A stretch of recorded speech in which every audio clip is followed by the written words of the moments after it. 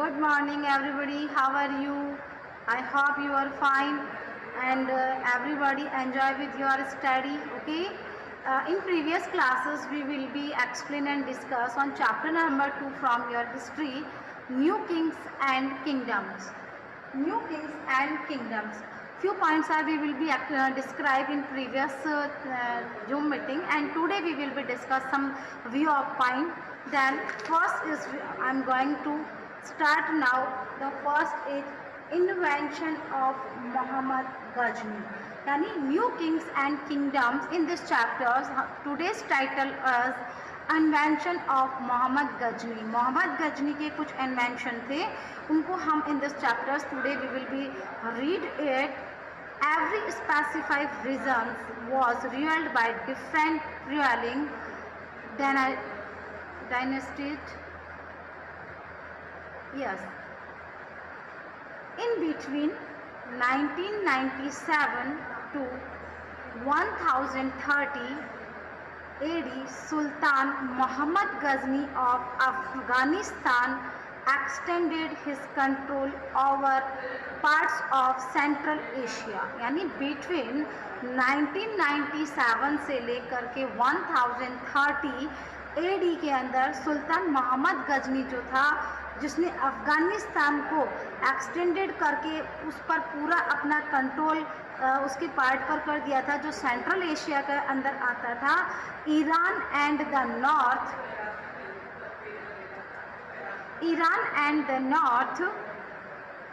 northwestern part of subcontinents. During the attack, he targeted wealthy temples like the temple of Somnath in Gujarat.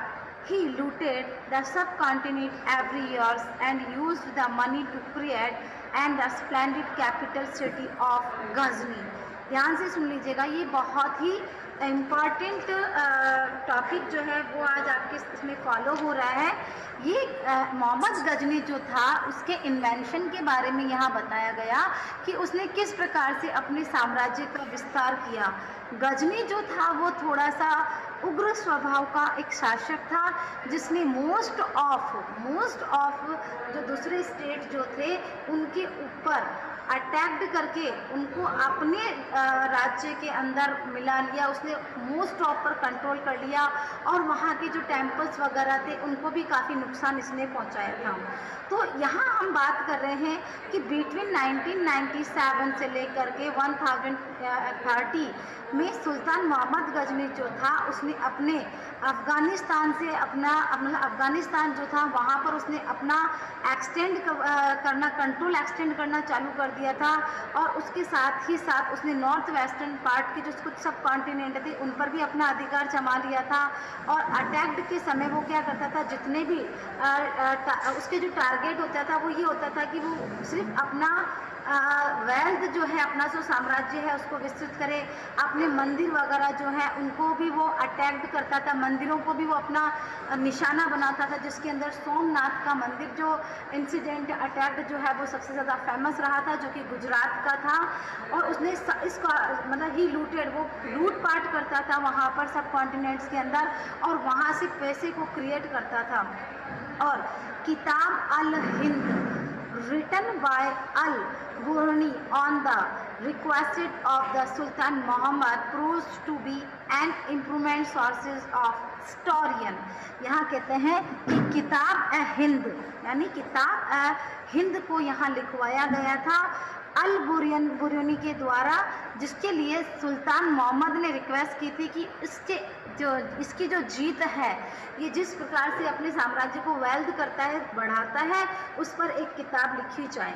फिर आता है आपका next topic जो है चाचा मना रूलर्स, यानी चाचा मना के जो शासक थे उनके बारे में यहाँ कुछ बताया गया है. तो ये जो चाचा मनास जो थे वो later know as the Chauhan, यानी ये जो चाचा मना शासक जो हैं वो बाद में आकर के चौहान शासकों के नाम से फेमस हुए थे, जाने गए थे. And ruled over the region around Delhi and Ajmer and made afford to expanded their control to the west and east. यहाँ से एक क्वेश्चन पुट होगा, वो मैं भी आपको नोटेट करवा देती हूँ. ये कहता है कि इन्होंने यानी किन्होंने चौहान्स जो है उन्होंने रूल्ड किया, यानी उन्होंने शासन किया था अजमेर और दिल्ली पर। यानी अजमेर और दिल्ली जो था, यहाँ पर इन्होंने अपना जो आधिपत्य था उसको उन्होंने जमाया, ठीक है। और यहाँ इन्होंने अपने साम्राज्य को विस्तारित करने के लिए अपने कुछ स्टेप्स जो हैं यहाँ पर प्रोवाइड किए गए थे, जिसमें क्या था कि जो चाचा मनास जो है वो आगे जाके तो चौहान कहलाए, और चौहान जो थे उनका जो मोस्ट ऑफ जो क्षेत्र था, जो अराउंड था, वो था दिल्ली और अजमेर, और यहीं पर उन्होंने काफ़ी सारे एफर्ट जो है उसको एक्सपेंडेड किए थे। Their control to the west and the east, उन्होंने वेस्ट और ईस्ट इन दोनों पर कंट्रोल किया। And they were opposed by the Chalukyas of Gujarat, और इनके ऊपर अपोजिशन डाला गया, इनके ऊपर आधिपत्य डाला गया था Chalukyas of Gujarat and the Gandharvas of Uttar Pradesh. The best known Chahamana rivals Prithviraj, Chahamana का सबसे प्रसिद्ध जो शासक था, जो प्रसिद्ध हुआ था, वो था Prithviraj Chauhan. Defeated Afghan, this is the sub topic. Yes, invention of the Mohammad Ghazni and after then ये सब ही है जो आपको हम लोग बता रहे हैं, आप उस पर ध्यान दीजिए।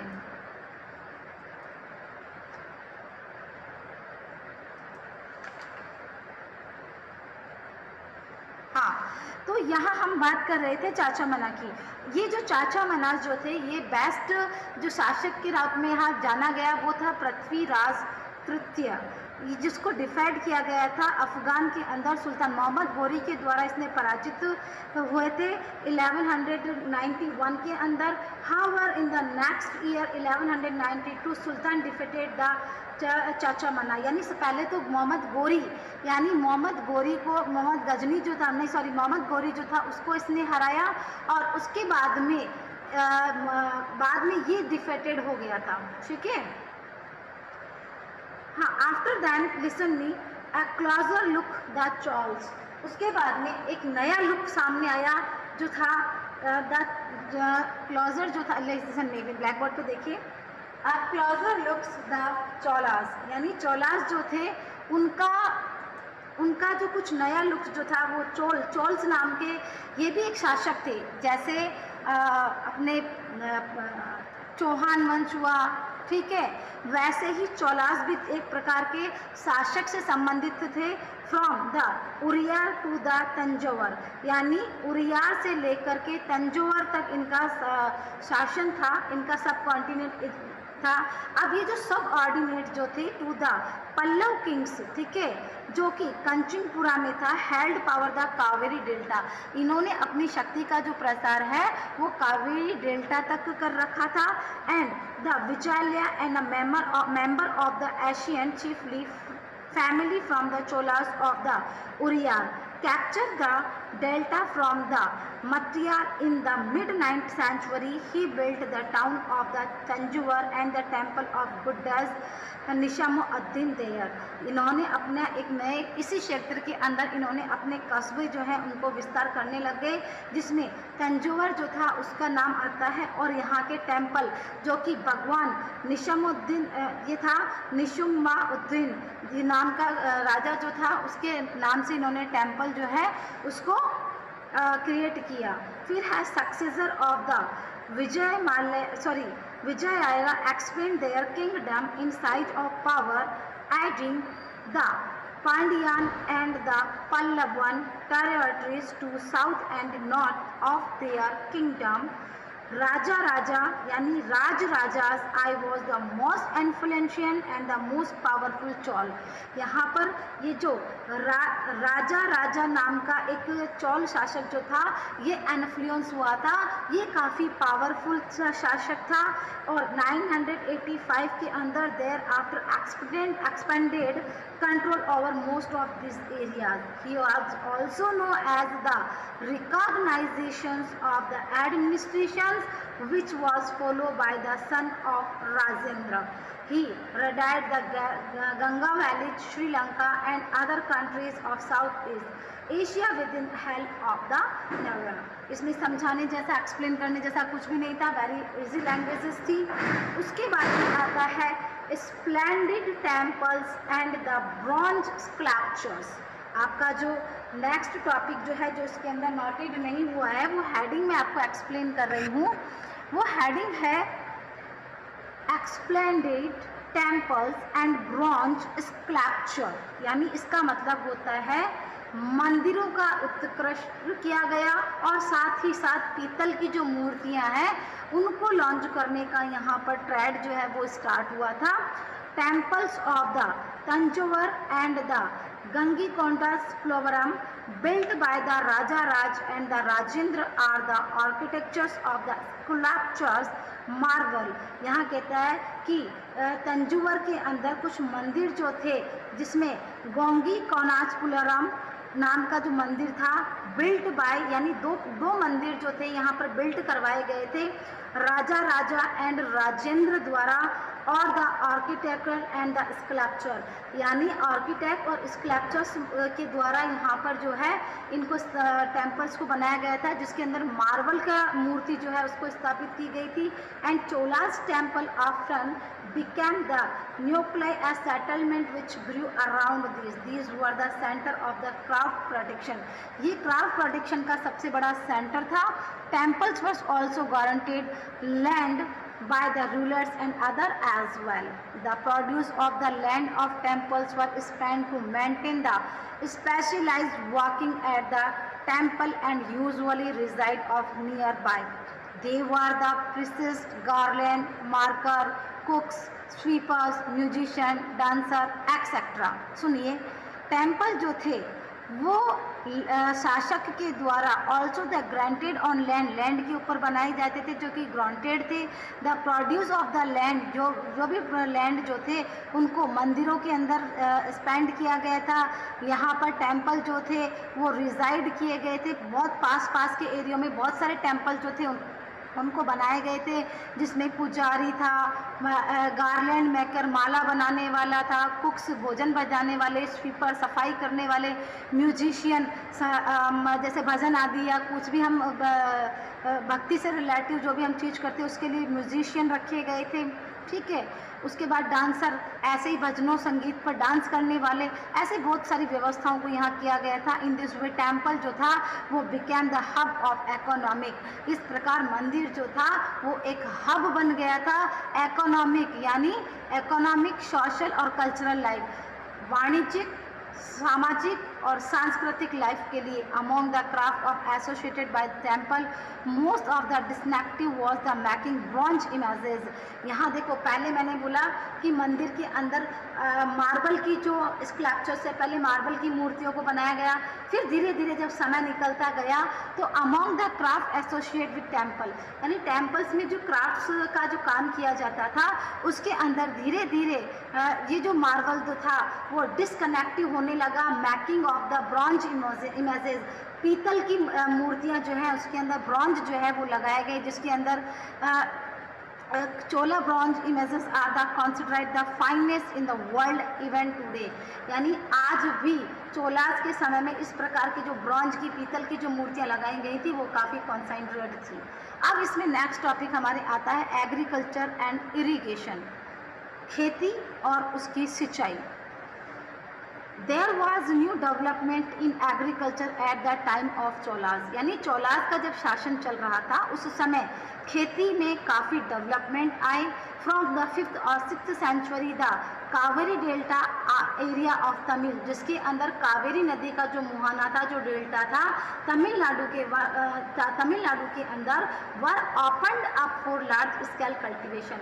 उसको लार्ज स्केल जो है वो कल्टीवेशन के लिए लिया गया था। And here the forest work, cultivation समझते हो, जहाँ खेती के लिए बीज आदि डाल करके उसको सॉइंग किया जाता है, उसे कल्टीवेशन कहा जाता है। Here the forest work cleared, land work levelled.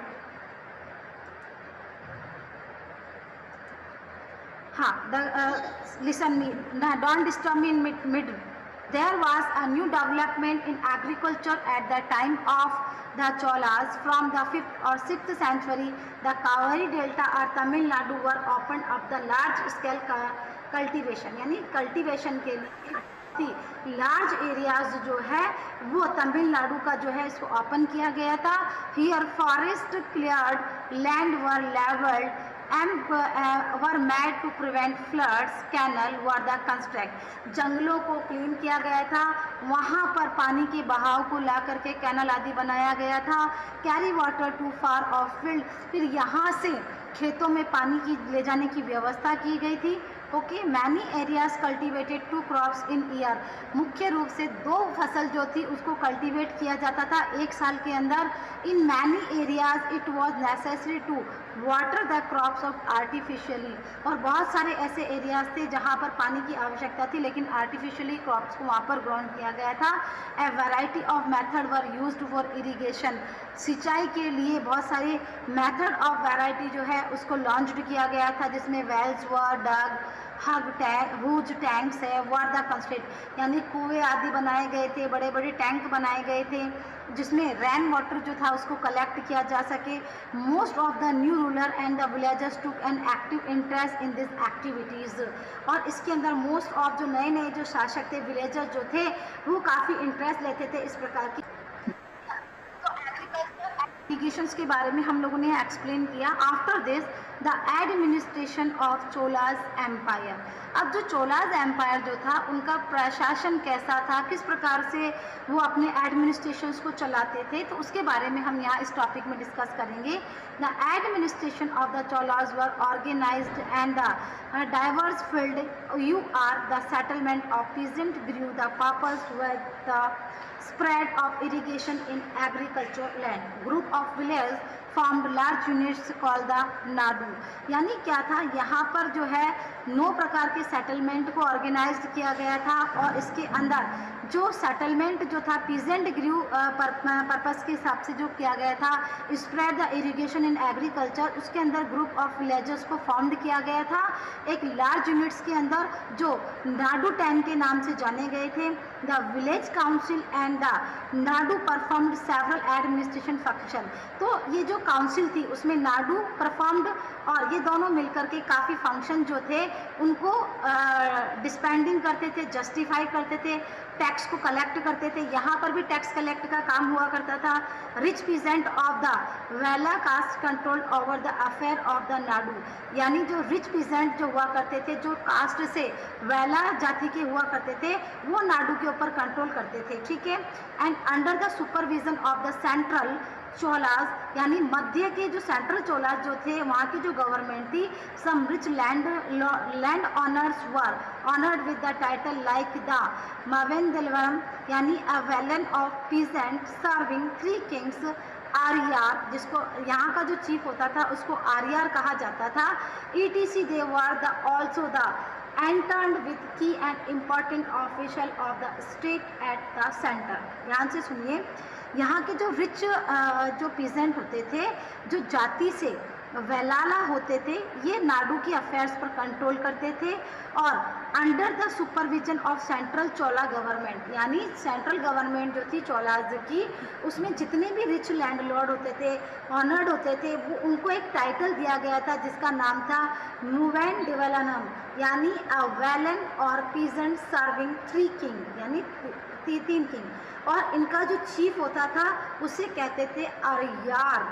ठीक है, and they were also entrusted with key of important offices of the state of the centre, यानी सेंटर के जो ऑफिसेज होते थे इसमें काफ़ी सारे इम्पॉर्टेंट रोल जो है वो प्ले करते थे। फिर हमारे यहाँ आता है Brahmadeya and the concept of सभा। ध्यान से सुन लीजिएगा, हिस्ट्री की लैंग्वेज टफ होती है।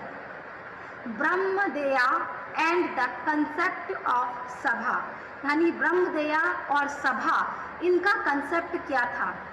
Brahmins often received land grant of the Brahmadeya, ब्राह्मणों को भूमि जो है, लैंड जो है वो ग्रांट दी जाती थी, जिसको ब्रह्मदेया कहा जाता था। As a result, a large number of Brahman settlement emerged in the Kaveri Valley like other parts of South India, यानी ब्राह्मणों को खुशी से दान के रूप में लैंड दिया जाता था, जिसको ब्रह्मदेया कहा जाता था और इसी की वजह से अ लार्ज नंबर ऑफ ब्राह्मण जो है वो सेटल्ड हो गए थे कावेरी वैली के यानी कावेरी नदी घाटी के मुहाने पर, जो कि भारत का साउथ इंडियन पार्ट था। Each of the Brahmadeya was taken care of by the assembly of sabha. ये जो ब्रह्मदयान यानी जितने भी ब्राह्मण थे जिनको ये भूमि दान की गई थी, ठीक है, उनकी केयर की जाती थी एक असेंबली के द्वारा जिसको कहा जाता था सभा ऑफ द प्रोमिनेंट ब्राह्मण लैंडलॉर्ड्स विच वर्कड एफिशिएंटली। उन लैंडलॉर्डों की केयर करते थे जो एफिशिएंटली काम करते थे। There decision were recorded in the detail in the inscription. इनके जितने भी डिसीजन होते थे उनको इंस्क्रिप्शन लिख करके सुरक्षित रखे जाते थे। और उनको किस किस पर इंस्क्रिप्शन किया जाता था? On the wall, on the stone, इन सब के ऊपर इनको जो है इंस्क्रिप्शन कुरेद कर सारे जो डिसीजन होते थे उनको सुरक्षित रखा जाता था। Association of traders known as the nagarams, यानी जितने भी व्यापारी जो थे उनका जो एसोसिएशन था उसको कहा गया nagarams, which sometimes perform administrative function in the town's inscription from the Uttarmarak in the Chingplat district, Tamil Nadu, tell us the way in which Sabha was organized. The Sabha had separate committees to look after irrigation work, gardens, temple, etc. ये कहता है कि कुछ समय ऐसा प्रशासन के function जो है वहाँ पर फॉलो किए जाते थे जिसके अंदर इंस्क्रिप्शन हुआ करता था, ठीक है। और उसके अलावा ये जो इंस्क्रिप्शन जो थे वो उत्तर मैरर इन चिंगपुट डिस्ट्रिक्ट तमिलनाडु में इसकी काफ़ी सारे इंस्क्रिप्शन जो है उनको बताए गए। सभा को ऑर्गेनाइज किया गया था, उसके भी इंस्क्रिप्शन थे वहाँ पर। और ये जो सभा जो थी हैड द सेपरेट कमेटीज़, ये एक प्रकार की सेपरेट कमेटीज़ थी टू लुक आफ्टर, जो कि देखती थी इरिगेशन का काम, गार्डन का काम, टेम्पल का काम, एक्सेट्रा। यहाँ आज आपका चैप्टर जो है ओवर होता है। So I hope you will understood everything and again then you read carefully, then everything is understood you. जब आप अच्छे से पढ़ोगे, एक बार अगेन इसकी रीडिंग करोगे, आपको समझ में आएगा।